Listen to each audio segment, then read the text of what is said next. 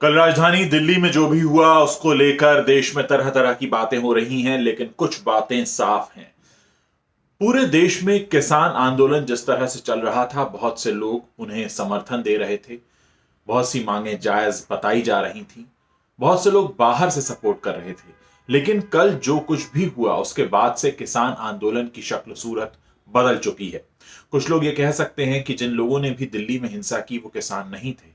हो सकता है वो किसान ना हो, लेकिन ये जो सारी हिंसा हुई इसके पीछे किसान आंदोलन का जो मकसद है वो कुछ अलग तरह से सामने आया है। क्योंकि दिल्ली पुलिस के साथ हिंसा हुई, लोगों को मारा पीटा गया, और जिस तरह से रूट डिसाइड किया गया था कि 12 बजे के बाद किसान दिल्ली में अंदर घुसेंगे, लेकिन उस नियम का पालन नहीं हुआ गया।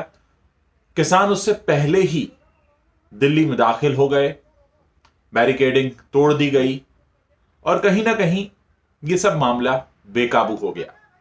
अब यहां कई तरह की बहस हो रही है। बहुत से लोग जो बाहर से किसान आंदोलन का समर्थन कर रहे थे, जो बहुत न्यूट्रल लेवल पर यह कह रहे थे कि हां ये मांगे जायज हैं, और सरकार भी एक हद तक कोशिश कर रही थी कि किसानों की बातों को सुना जाए, कोशिश की जाए, कोई बीच का रास्ता निकाला जाए। माननीय सुप्रीम कोर्ट ने भी कहा था कि किसानों को प्रदर्शन करने का अधिकार है, अपनी मांगे रखने का अधिकार है, लेकिन राष्ट्रीय ध्वज का अपमान, लाल किले पर चढ़कर एक धार्मिक ध्वज लगा देना, यह बहुत सारे सवालों को जन्म देता है।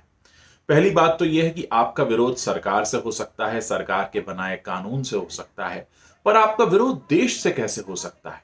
क्योंकि उस राष्ट्रीय ध्वज को सरकार ने नहीं बनाया, वो हमारे देश की शान है, देश की संपत्ति है, देश की पहचान है।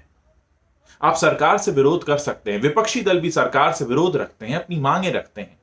एक तरीका होता है अपनी बातों को कहने का, मनवाने का, तर्क देकर, बतौर नागरिक अपने मौलिक अधिकारों का इस्तेमाल करके। लेकिन यह कहां के संविधान में हमारे लिखा हुआ है कि कोई भी व्यक्ति इस तरह से अपनी मांगे मनवाने के लिए या कुछ भी करने के लिए, जहां राष्ट्रीय ध्वज फहराया जाता है स्वतंत्रता दिवस पर, वहां गणतंत्र दिवस के दिन घुसे और इस तरह से बेकाबू भीड़ वहां जाकर एक ध्वज फहराए? क्या ये इस तरह से सम्मान लेने का कोई नया तरीका है? और क्या ये किसी को लगता है कि इससे एक सम्मान हासिल किया जा सकता है? आप सोचिए, बहुत से लोग जो किसानों के साथ खड़े थे, बात कर रहे थे कि हां इनकी बातें सुनी जानी चाहिए। कल के बाद क्या हुआ? कल के बाद सबके स्वर बदलने शुरू हो गए। वैसे भी अगर आप हिंसा करते हैं, क्रोध करते हैं, फिर चाहे आपकी मांग कितनी ही सही क्यों ना हो, आप 100 सच क्यों ना बोल रहे हो, लेकिन उन 100 सच के साथ की गई एक हिंसा, एक क्रोध, एक आवेश में लिया गया निर्णय आपके पिछले सारे कर्मों को धो देता है। और किसान आंदोलन के साथ भी वही हुआ।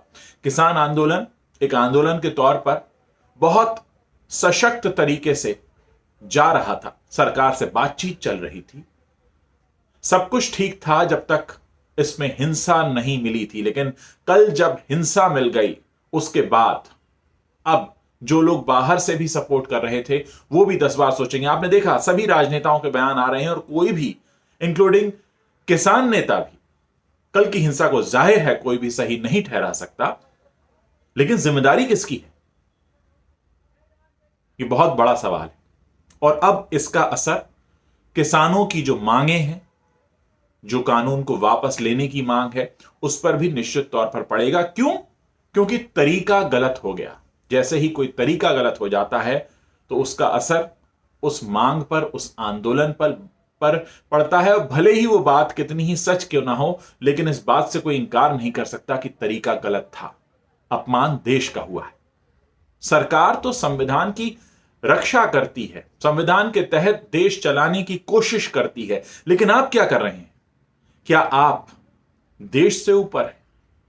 देश से ऊपर तो सरकार भी नहीं है। सरकारें आती हैं, जाती हैं, राजनीतिक दल बनते हैं, बिगड़ते हैं, गठबंधन होते हैं, हर 5 साल में चुनाव होते हैं, शक्ल सूरत बदल जाती है सत्ता की, लेकिन देश तो वहीं रहता है, हमारा राष्ट्रीय ध्वज तो वहीं रहता है।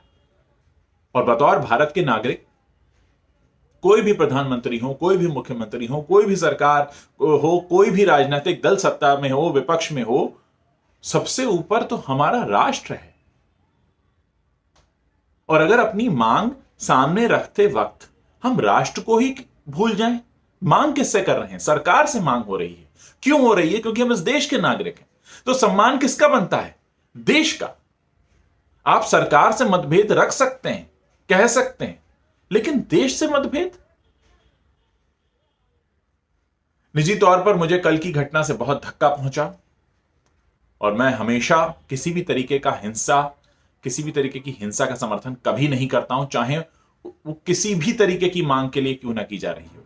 निश्चित तौर पर दोषियों को सजा मिलनी चाहिए, इसकी कड़ी से कड़ी जांच होनी चाहिए। हमारे पुलिसकर्मी घायल हुए हैं और ये किसकी प्लानिंग थी, किसने किया, क्यों किया, इसको लेकर जल्द ही दिल्ली पुलिस एक प्रेस कॉन्फ्रेंस भी करने वाली है। उम्मीद है दोषी पकड़े जाएंगे, क्योंकि यह सवाल किसानों की मांग या सरकार के किसी कानून का नहीं है।